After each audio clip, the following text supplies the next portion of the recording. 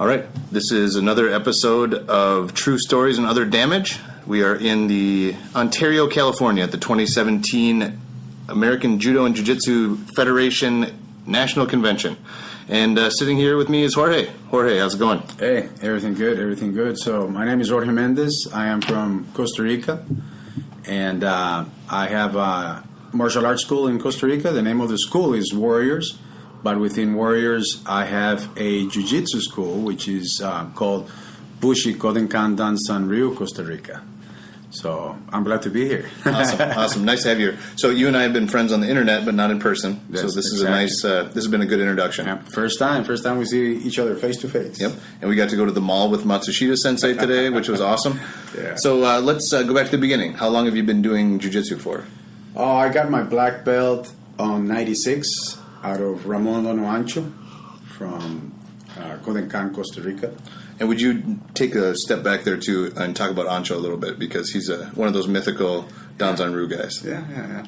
So it's so I can tell you how I got there. Yeah, please. It's a very interesting story. So my martial arts began when I was 16, and I started with Taekwondo, as it has been a passion always, the kicking. So I said, I want to do that, and I started in Taekwondo, and I loved it for a while, but then it became too dull because it was only kicking. So I asked my samonin, I told him, my sensei, hey, when are we going to get the good stuff? When are we going to see some martial arts? He goes, what do you mean martial arts? This is a martial art. I know, but something different, And he never showed me. So I was all the way up to a red belt, about to do black belt, and I got bored, and I decided to leave the school. And it was How old were you when you left? Like 17. No, not 17. Like 18. Okay. 19, more or less. And I told him, no, I want to leave. And I left. And it was the best school in Costa Rica. Today is the biggest Taekwondo school. They've won many tournaments regionally and in Costa Rica. So anyway, I left, and I started with a friend of mine that I knew for a while already, and that he was doing Kyokushin karate. And I took that for a while, and I loved it because it's so aggressive. It's kicking so and powerful. punching. Kicking and punching. Low kick, suki, mawashigeri, low kick, suki, mawashigeri. And it was good for a while, and I really enjoyed it for some years. But it came to a point where I found myself in the same position.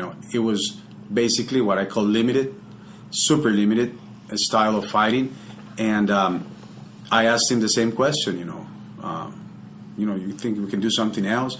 And he had some moves, but really didn't convince me, So again, I did the same thing. I left.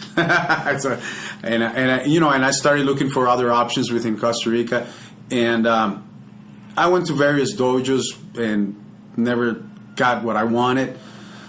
So one day, a friend of mine who's a black belt in Taekwondo, and now he actually teaches at my school because he went to Philippines and lived there for a while and came back, and he got his black belt from Doce Pares, which is one of the best systems in Philippines for Eskrima.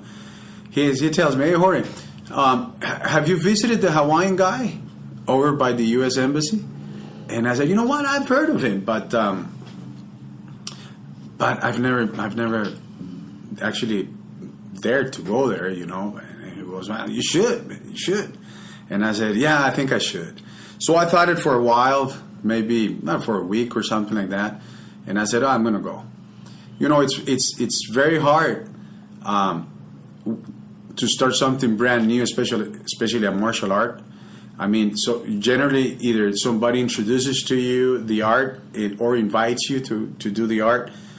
But, walking by yourself to a school is a different story, crossing that door is a different story by yourself. And absolutely.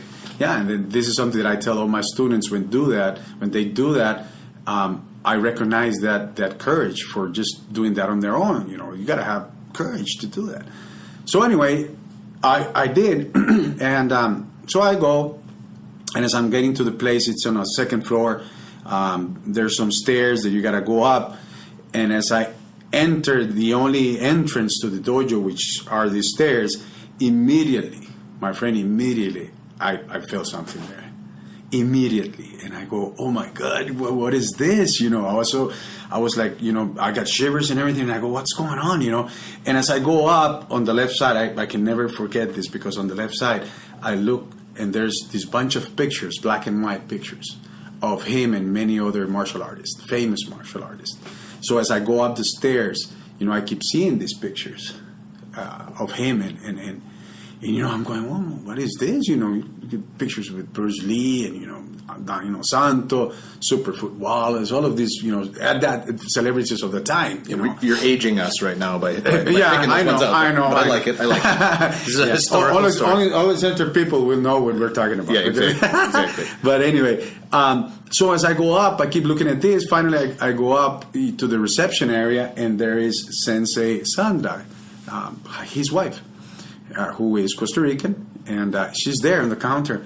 And I go in, and she goes, hey, how are you? Very kind, very kind. And he goes, what do you want to do? You want to train? And you go, yeah, I want to train. Can I train? And she goes, yeah, you brought your gi with you? And I go, well, yeah, I got a gi with me. But, when it's class, she goes, looks at the watch, and she goes, it's in 10 minutes.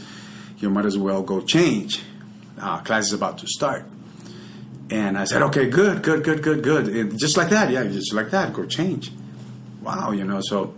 Okay, so as she points to me where to change. She goes, far end on the left, it's a changing room. Okay, so as I'm walking down that aisle that she says and described, there is this door with this, like, not a door because it has no door. It's like drapes, cloth drapes, curtains that are just moving with the wind. And as I get closer to that, I keep looking at those curtains moving, and all of a sudden, he comes out on this black gi. This man with gray hair, ponytail, white beard, dark, Hawaiian looking, Japanese Hawaiian looking. And I got shocked just to see him. I ran into him and I go, oh. And the first thing he goes, he says, are you training? And I go, I'm going to go change. Go train. Start any minute now. And I was shocked to hear that and to see him, because it was like a movie, If you knew him and you've seen him on pictures, he is your movie type martial person, Yep. Especially if to be in a sensei or a shihan or a hanshi, And so as I'm changing, I'm all excited, but of course I'm all nervous. And so I change, I go in, and I had no idea if I had to leave my belt on or not. Yep. And you have the red belt, or? No, I had a brown belt for karate. Okay. So I go in, no, not a brown belt, a blue belt for karate. And as I go in, I don't know if I want to put the belt or not, so I went like that as I go into the training area, which, by the way, there were like 46 people there. It was packed with people, and so he said, no, you put your belt, because we receive anybody that has a belt. We don't care. I like that. And that was his philosophy. Very interesting, because he knew why he said that, because if you were a brown belt or you were a black belt, you better be that at his dojo. Oh boy. Yeah. But you didn't know that. I had no idea. This is the belt I have. Exactly. This one's going to keep my gi shut. Yeah, that's it. That's It's gonna be perfect. So I went in and I took the first class, which was a Kempo class. And I absolutely loved it. I was, as soon as I got in, I knew, even though the class hadn't started yet, I just knew this was my place. This was what I wanted to do. And Kempo class was just, I couldn't believe it. I couldn't believe what I was seeing, what I was about to learn, the moves, the way he moved, the way he talked, the way the aggressiveness, but at the same time, his softness in the teaching and everything. I was just shocked. That was the truth. I was just shocked. First class ended. Second class was a Danzen Ryu. That class started. I remember it was Jawada, and the same thing. I was blown away. I said, "Oh my God!" this is just really something else. And so basically, ¿Es okay? No, Yeah. thank you. Thank you. And the trash, hermano. That's fine. Thank you. Sorry about that. and basically that Okay. class amazed me as well. You know, I was completely mesmerized because I said, what is this? You know, first class. You know, the speed and power of the Kempo, and you got to remember I was coming from a kicking and hitting background, very nice background I had, and now I'm being able to apply some of this, but with a different connotation and different style. So that really blew my mind away for the Kempo, and now I got this soft system, but at the same time so powerful. Yeah. And I'm going, what is this? You know, what is this? And finished that class, and he goes, so whoever wants to stay, the judo class is coming up. And I go, judo class? Okay, I'm there too. Yeah. So I did the Still judo. wearing the blue belt. Still wearing the blue belt. Very yeah. nice. Very nice. And so, you know, I did the judo class, and I also was, you know, shocked. And that's how I started with Ancho. That's how I started, and I can't remember the year it was because I just can't. But I stayed there until he passed away. What year do you think roughly it was? Just so I When can- he passed No, when you started. Ballpark. So it probably could have been early 90s. Okay. Early That's good enough 90s. for me, yeah. Yeah, 80, 90s, because in 96 was when I got my black belt. And the reason, you know, well, obviously I wanted the black belt, but he helped me out with my first school when he gave me the brown belt. And he said, okay, you got the brown belt, you start teaching and getting yourself ready for black belt. So I did that for about a year and a half in one of the schools that I had. Nice. And then, you know, he said, okay, you got to be tested. And I was tested. So it was very nice. And that's how I actually started training with him until his last years. I spent many of his last years in his house. By his side, I remember him being in bed and me on the side, and he's telling me stuff, and my wife is there, and his wife's there. And my wife is being treated for a problem that she had on her back by her hair, by Sandra, Sensei Sandra. And he's, you know, giving me advice on stuff. So it was a beautiful, beautiful, beautiful relationship with him that I had. Yeah. That's awesome. Yeah, missed him very much. Still miss him. Yeah, yeah. So did Ancho belong to a national organization? Yeah, he actually was one of the co-founders with Sid Kufrat for the Judo and Jiu-Jitsu Association, I believe. I can't recall the exact American name. Judo and- American Judo and Jiu-Jitsu Association, Yep. something like that. Okay. Yeah. And you know, he's there on the AJJF as one of the guys as well.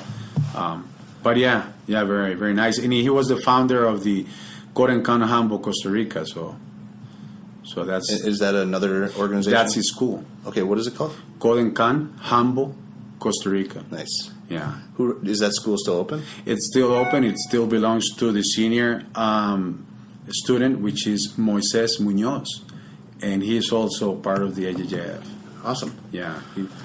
So how did you end up becoming part of the AJJF?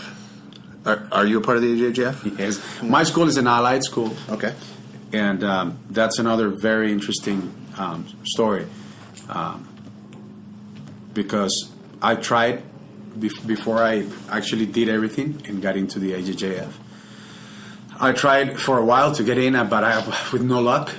I tried emailing, I tried calling, and you know, for a long time, because I knew that I needed to keep on with what I was doing, and I thought the AJJF was the right place to be. That's what I thought, and I wasn't wrong. Right. So you know, and so anyway, the thing is, it's so funny because my father, who does this networking business, calls me up one day and says, Jorge, I need your help. You know, there is this person coming, and I need you to help me out with a seminar. It's a 3-day seminar, and this person is coming from the United States, and I need you to help me translate for the people. And I said, okay, cool, no problem. I'll do that. And he goes, okay. And I go, who is the guy? He goes, well, I don't know. It's this guy, who is a good guy on marketing, and it's a product that he sells and the other person sells as well. And I said, what's his name? I just asked what his name, and my dad says his name is Dennis Estes. And I go, Estes?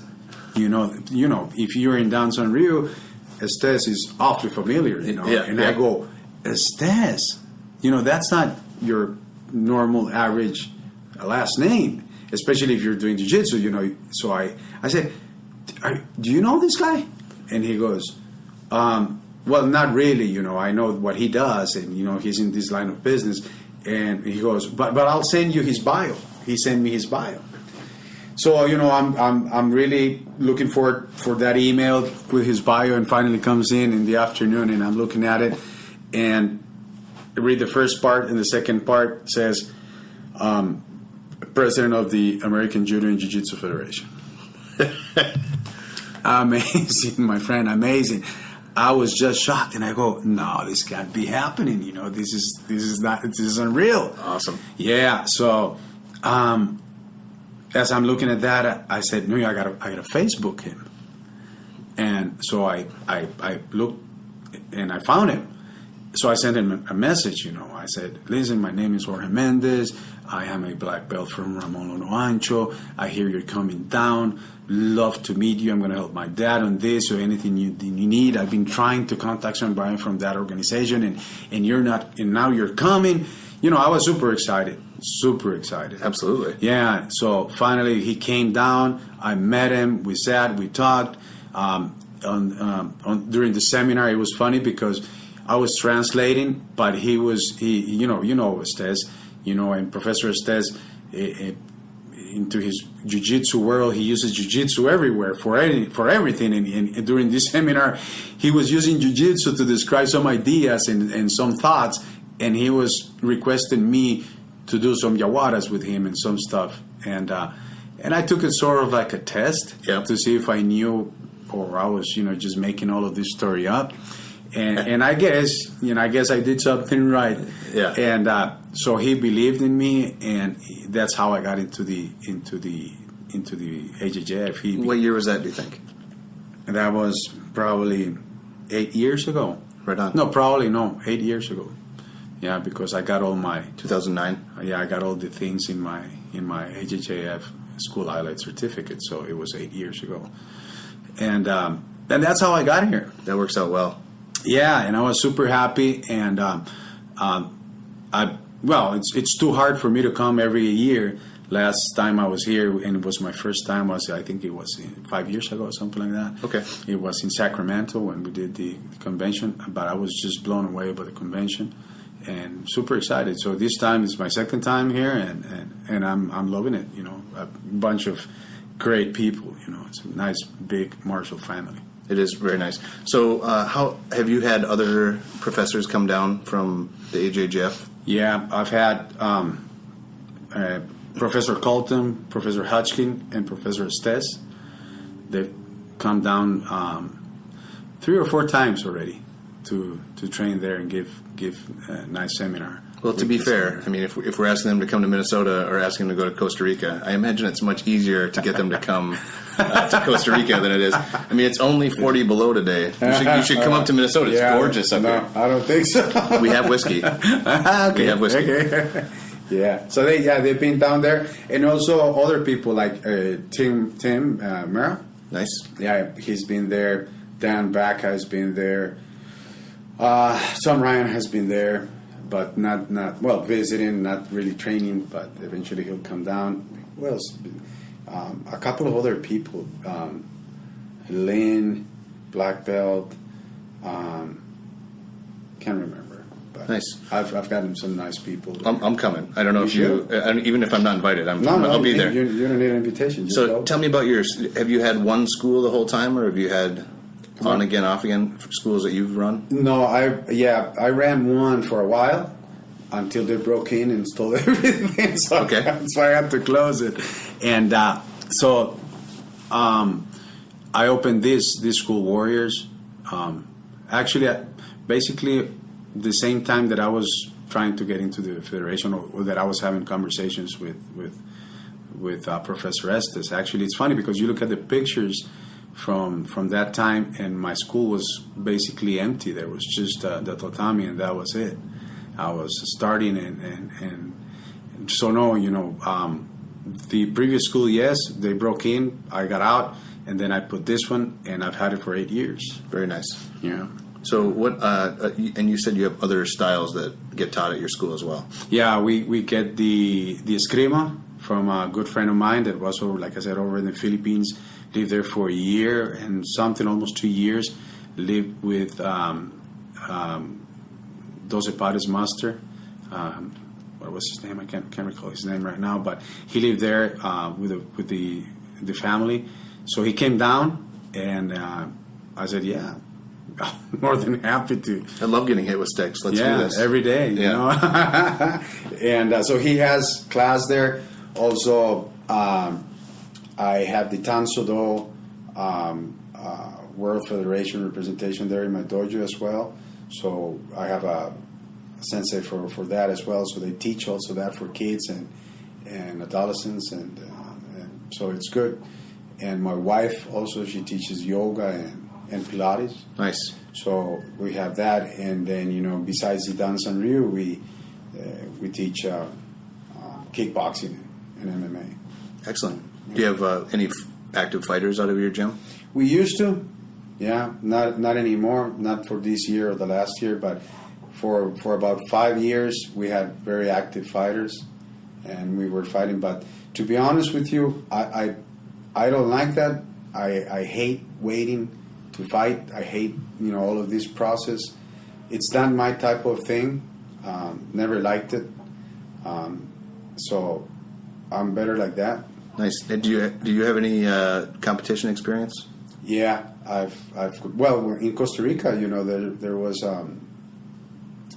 Khan. Costa Rica was the biggest competitors in the country. We used to win every tournament that we got in. It could be a tournament of karate, an open tournament, whatever. We were always competing. All the time we were competing. Fun.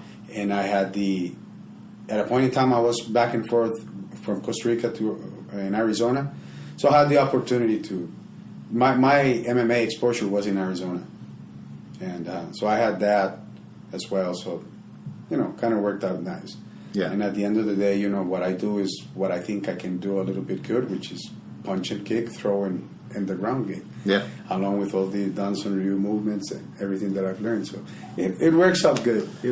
Yeah, I am not in favor of getting punched in the head anymore. So No. I think it's probably not super good for you. No. I mean, I'm not a doctor, but Yeah, exactly. Sucks. Exactly, yeah, exactly. And then, the other thing is, my philosophy is, your real challenges are outside in the real world, not on a competition. right. So that's kind of interesting, And my line of work is security, so I always have a chance to see if the techniques work or not. Awesome. Yeah. I'm a little envious of that. That sounds like fun. It's something that I'm like, all right, I'm interested in that. So, what year did your instructor pass away? 2001. 2001. And what did you do for Danzanru between 2001 and 2009? 2009. When you met Professor Estes. What did I do? Yeah, for Danzanru. Did you still train? Oh, when I met Professor Estes? Between Ancho passing and Professor Estes. Oh, yeah. Of course, yeah. Well, I took up the whole system. And to date, I try to do as the AJJF says we should do, all the boards in the order and the way that they're supposed to be done. And that was a great thing that they still do for me, Professor Estes and Colton and Hodgkin, because they came down and there were many years where I had no instruction whatsoever, basically because the person who took over, Moises, it dissolved, the whole thing dissolved, and the Dansan Ryu was put aside, and he kept on with what Ancho wanted to do, which was build a system that you could kick, punch, throw, and fight. So a real fighting system. So Shihan Moises took that into his hands and tried to develop that, which he did very nice, and we do it, and I still train with him. Excellent. And he's still my sensei, and but not doing the Dansan Ryu per se. Yeah. So that was my take. I decided to take that and take it to the next level, and that's what I've been doing for the past, I don't know how many years, 7 years or 8 years, trying to take the Dansan Ryu to that level, teach in the order that the federation asks to teach. Yep. And so that's what I've been doing. Very nice. Yeah, that's what I've been doing. So why did you decide to pursue being in the AJJF? There are a few other Danzanryu organizations. Yeah. And I've met people from them. I think a lot of great people out there. Yeah. What about the AJJF made you want to be a part of it? I think the way it's organized, the way everything is documented, it's one thing that it's very, very, very important that I didn't find in other organizations. I mean, I was really amazed to see, everything is documented. Everything is really, really well set up and clear as a whistle. Nothing goes, around the bush. Everything is like it is, and that's important for the martial art. And that's one thing. And then how the organization is set up. But mostly the process to get in was what one of the things that I thought it was very interesting, because it's you got to go through a lot of stuff, and that I liked. Other organizations, you just go in, pay, and that's it. Yeah. And that's not good. That's not good at all. So basically that, and of course the most important thing is the people. When I met Professor Estes, you could really find in him what it was hard for some of us at a time when we began to understand what was Kokua and Ohana, and then you start understanding what Kokua and Ohana is when you meet people like the type of people like you, like all of the people that are in the federation, and then you see and say, wow, this is what it's all about. A lot of hugging. A lot of hugging. Yeah. So that's the people. In reality, is what brought me. Awesome. For quite a few time, the Professor Hodgkin was coming down, Professor Carlton, Professor Estes, and teaching us, and that's priceless. And they did all of this out of Kokua and Ohana, and that's exactly what I liked about it. Yeah. The attitude, the charisma on it, all of that, I think is the most important thing. Agreed. Can you talk about the things you had to do to join the organization? Like, what did that look like? What do you mean? What do you mean? So you approached Professor Estes. You have this fortuitous meeting at a sales thing in Costa Rica for the person you've been looking for. Shows up in Costa Rica. Yeah. And then what happened? Then basically he said, you need to go and print this thing out. I need to bring this to the board and see if you could accept it. But then, he came down before anything happened. He came down and he needed to look at my guys, my school, understand what I was doing. So he came down with Professor Carlton and Professor Hodgkin, and for I think it was 3 days. And they taught, and they saw what I do, and look at the dojo, look at my people, be with them. And then they called me out for a meeting in the hotel and told me what they thought and what could they do, and that was the process, And then he asked me, you need to come to convention and start learning about the AJJF. Right on. Yeah, so basically that was it. I also went, he asked me to come to his house and stay there for a while and go through the boards and make sure I was doing the right thing for all the boards. Yep. So he was super kind, because I remember that when I was over at his house, we trained like 3 or 4 times a day, and he had all his black belts help me out with all the techniques to make sure that that I understood them and took him back with me. So it was nice. It was nice. That's a lot to remember. A lot to remember. Yeah. And let me tell you something. You guys here in the United States, you don't know how fortunate you are to just some of you guys are so close to each other, and just, within driving distance, and just go there and train and have all these professors, which is something that I don't have. I got to make it all on my own. And I'm there 7 hours away from here, or a lot of hours away from other dojos. So it's what I tell everybody. You should appreciate that, because it's hard not being able to have somebody, and say, hey, I forgot how to do this. Is this the right way? Right. Either you got to wait 4 years like I just did, or somebody has to come down and help me out. But yeah, you're very fortunate to have that, and it's very nice. It's very nice. And definitely something people should take more advantage of. Oh yeah, because I like my case. I tell every student, when I have an opportunity to come up here, tell, hey, you don't know how fortunate you are. You should really take advantage of this. Don't miss class. Come here, ask questions, learn, because you have the professor here. Yep. So, but just to be clear, the United States is pretty big. I know. The West Coast, a lot of professors. Yeah. The East Coast, a couple of professors. Couple of professors. In the middle, which is most of the country, no professors. No professors, yeah. But in Minnesota, we're fortunate that Ward Melanich and Son Wessler, who are the instructors at my school, they kind of had a lack of access to learning when they started 30 years ago. Right. They would have to drive down to Champaign, Illinois once a year for a 10-day camp. Yeah. And then they would huge video cameras, record stuff, try and remember. Yeah, it's hard. Go home for a year, train, and then come back the next year. No, that's not right. That's you do not it this right. way. Yeah, believe me, I know what you're talking about. So because they did that, we don't have to do that. So, we have a school, Ward School, the Kiryunukan in Duluth, Minnesota.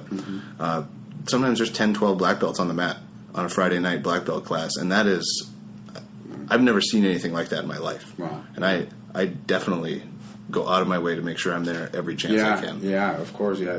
So for me, all of this is super nice, and believe me, I set up my mind this morning. I said, I got a complete year before next convention. I got to see what I can do. Yeah. Just not to miss convention and try to attend other AJJF activities. Absolutely. I'm very fortunate. I get invited to a lot of those, but to me, It's a long drive. It's a long drive, or a long swim. Yeah, I don't swim that well. Okay, yeah, So- Powerful swimmer. Yeah, powerful. very powerful. So what rank are you considered in the AJJF? Well, I'm a fourth dan. That's what I started. Actually, I was promoted by Moises, my sensei, my shihan, to fifth dan. Nice. And the AJJF recognizes that? No. Okay. No. Interesting. Yeah. But remember, I'm an allied school. Okay. So I think there's something there in between, and from being an allied school and being an AJJF school. So most definitely, and that's part of the plan that I'm putting together to become a AJJF school. Nice. And not an allied school. But in order to do that, I need to go through a different process and get some support. Yeah. Because that's what I need, some support in order to do that change, which I'm willing to do.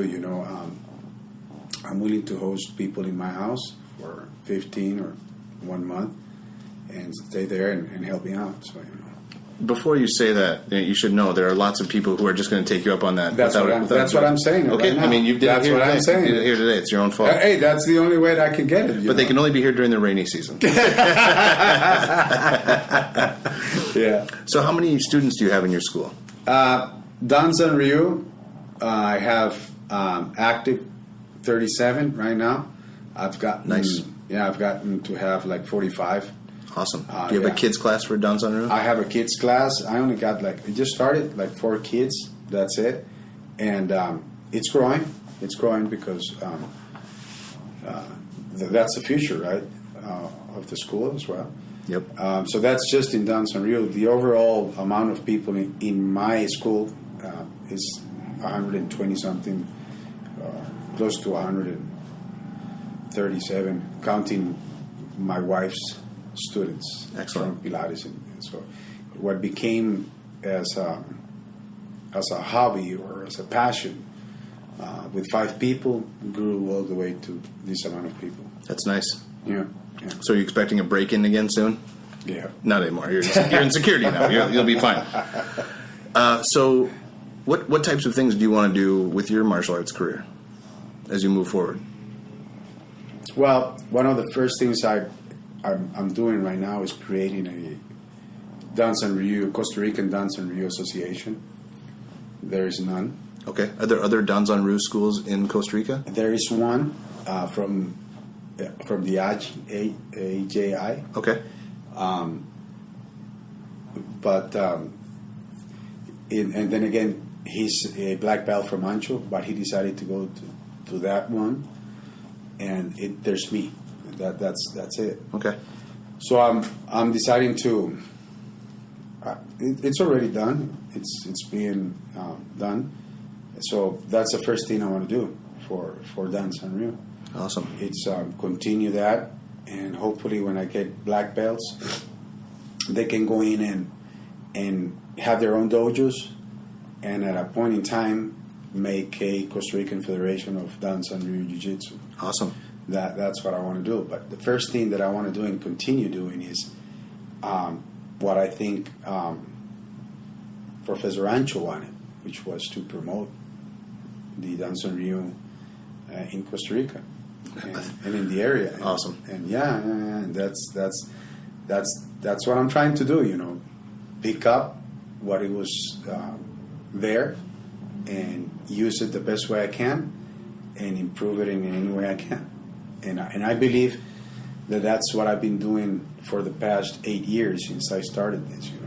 This beautiful journey into the Dance and Ryu, because it was totally lost when he passed away, and other styles that he made in Costa Rica, like the fighting style with the kicking and punching, which is awesome. It's great, and I keep doing it.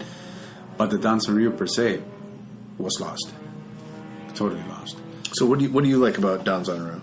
Because there's so many things to choose from, right? And this is a kind of there are so few of us that do martial arts, especially past a couple of years. Yes. What is it about Danzan Ryu that keeps bringing you back? Well, I think of course, the esoteric principles that Akasaki put into all of us. That's the most important thing. Yeah. And the history, I think it really, I admire that history. The whole concept to me is fascinating. The Japanese Hawaiian thing and all of this is fascinating. The way he was founding the Kodokan in 1929. That was fascinating. And the way he made Dance and Ryu into his school, and all of this, and so there's a lot of tradition in it, a lot of good stuff, good true spirit in it, and that's what fascinates me more than the techniques themselves, because I divide this into two things. One is the martial way of living, the Budo, and the other is the way you practice your techniques. And as my Lord professor used to say, a punch is a punch and a kick is a kick. In any style there is. Yep. The only thing that makes the difference is what's behind that punch and that kick. Other than that, it's the same thing. Same thing for a throw. A throw is a throw in any style. It's just what's behind that throw. Yeah. Who taught you? How did they teach you? What is the principle behind a technique? Can you teach other people? Can you teach others? Or are you just good at throwing? Yeah, exactly. Because, all of this is fascinating. So, to answer your question, we were taught by what I consider one of the best, which was Ancho. And we were taught to be warriors. That is why I call my school warrior. But, Very nice. but we weren't really taught how to be or how to build warriors. We were taught how to build a warrior. You know what I mean? Yep. Yep. He taught you how to be a warrior, but not how to. Exactly. So and I just said this the other night in Colton's school. I said, guys, you have the opportunity of life here, because what I was taught was to be a warrior, not how to build warriors, because that's what Ancho's idea was, and he did it beautiful. Yeah. And I love that. Yeah. But when I met Professor Estes, Professor Colton, and Hodgkin, and I saw the way they taught, that was even more fascinating than anything else. The way they grab you and they say, okay, from a simple jawara, from a simple katate hasushi ishi, how they grab your wrist and how they move and say, do it this way, pa, do it soft, pa. All of that was fascinating. Yeah. And I said, oh my God, if I can put all of this together with what I know, the outcome must be very nice. And that is what really fascinates me about Dan Sanryu, the way it's being taught and the way it's taught, that you can go and teach other people and they can go and teach other people. They're supposed to go and teach other Exactly, because that's what Kodenkan is, right? Yes. And so once you understand all of this, you're in a position where you understand the real meaning of Kodenkan Dan Sanryu. Yeah. If you don't go through this process, they can say Kodenkan Dan Sanryu and you have no idea what it is. You could practice it, but if you don't interiorize what I'm just saying, it's like it doesn't exist, So it was like putting two pieces together, one thing here, the other thing here, put them together, and wow, you got a product. And that's what I liked about the Dan Sanryu, the way you can teach people, and the way you can improve people's lives on the tatami by doing a simple makikomi, just doing it. It helps people, and making sure a technique can be applied in the real life as well. Yep. So that's the philosophy. That's the martial part of it, the Budo. So all of that, once I understood that, I said, okay, this is what I want to do. This is what I like. This is exactly what, that is the reason why I was in that stair, at that door, at that school, that day, going up the stairs and doing those 3 classes that day. Yeah. Okay, so basically, I'm in a stage right now where I'm put again on a door, on a stair, with some other classes again. Yeah. And take it to the next level. Nice. And probably in a few years I will be in another position, but now that's where I am right now. So when you come here and train, what are the shinin and shinyo classes like for you? Well, that's basically what I'm trying to do, because I don't have a chance to do that in my school. Do you have any black I don't belts? have black belts. Okay. So when I come here, to me that is part of what I need to do, but I don't have in Costa Rica with whom to do it. Yeah. So I lose it, I lose it, and because I'm so focused on trying to build black belts, but the time it's coming that very shortly I'll have 5 black belts. Nice. Yeah. So part of my plan is what I just told you. If somebody wants to come to Costa Rica for 15 days, a black belt, and train with me, particularly with me, and so I can do the boards. Do the boards. Nice. Beautiful, and that's what I need. That's what I need. That is something that I don't have, and you guys do have. Yep. And so that's the only thing that I could come up with, because I can't come up here all the time. It's too far away. I got my stuff there. It's expensive as well. So How far away do you think it is, what? Costa Rica, from here? How far? Yeah. Within swimming distance or running distance? I don't know. I think we're like 1,200 miles from here to Duluth. It's far. Yeah. It's very far. Yeah, plane 7 hours Okay. to here. I think we're 5 hours, so. Yeah. But we're the other way again. The not great way. I get it. So when you test your students, are you going to bring a professor down for that, or are you going to do that the way that Ancho did? That I don't know yet. It all depends on what I do. It all depends on what I do. They need to be tested, and Moises, who is my professor from Costa Rica, he requires other stuff like the kicking and punching and some other moves that we need to do. Yep. But again, all of them do the boards. All of them do the Yeah. boards. All of them go through Yawara and Shime. All of them go through all the boards. So I would love to have them, go through the AJJF, Shodan, Sam, but I need help. Yep. That's what I need. Yep. That's the only thing that I need, and do the transition. I want to be a AJJF school, not an allied school Awesome. per se. And once I do that, then I have no choice. They Right. have Then be you gotta bring tested. them down, right. They got to come up. Yep. They got to come up and be tested. And Yep. that's the whole idea. And that's a process, because it's a process. I can't make that happen. Just snapping my fingers. No. That's a process, and I'm pretty sure I'm going to be doing it. But yeah, that's one of the things that I want to do. Awesome. That's one of the things that I want to do. So a personal point of interest for myself is tell me a little bit about your upcoming business that you're starting. The security? No. Or the surfing? The good one, yeah. Now the surfing. Yeah, well, I was doing some work over at the beach, and for a year, and during this year, my daughter wanted to learn how to surf, and so all of my friends surf, except me. Well, now I do, but Yeah. I'm not a great surfer, but I surf. But that was something that I wanted to do all of my life. I love to go to the beach. I've lived at the beach many years. My whole family, we were all going to the beach every single year. And you didn't surf? And I didn't surf, So I would wake up in the mornings and go to the beach and watch all of these people surf, My friends talk about surfing. I didn't dare to go in, to be honest, I was quite scared. Scared of what? Of the water. Okay. Even though, I swim and I do triathlons, open water, extreme triathlons and all of this, I was scared, to surf. It's scary. Yeah. If you've never surfed before, surfing Super scary. is scary. Exactly. Because you look at a wave chest high, and from the beach, it looks like nothing. Oh, yeah. Oh, that little thing out there. Yeah, but when you're in there, when you're paddling and it's coming up behind you, that's a feeling. Exactly. So I was scared, and so my daughter, Fiorella is her name, tells me, hey, I want to learn how to surf.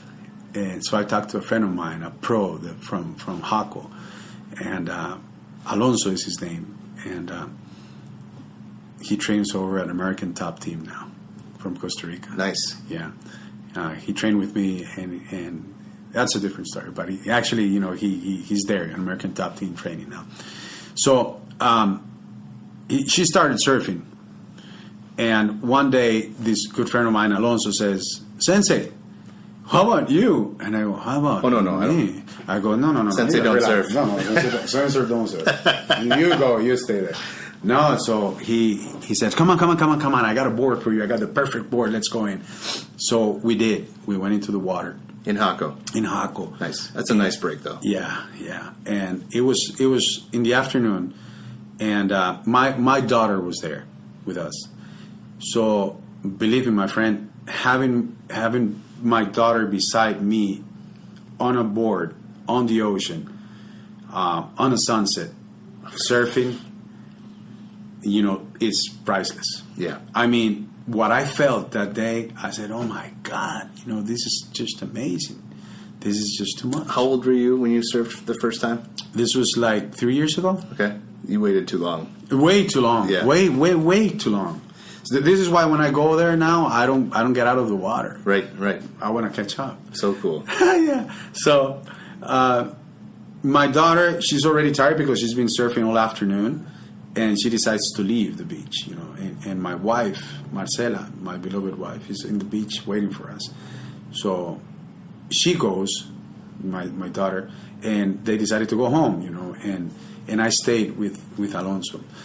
But this time you got to understand that I'm just sitting there in the board doing nothing. Yeah, I hadn't ride a wave yet. Nothing. Okay.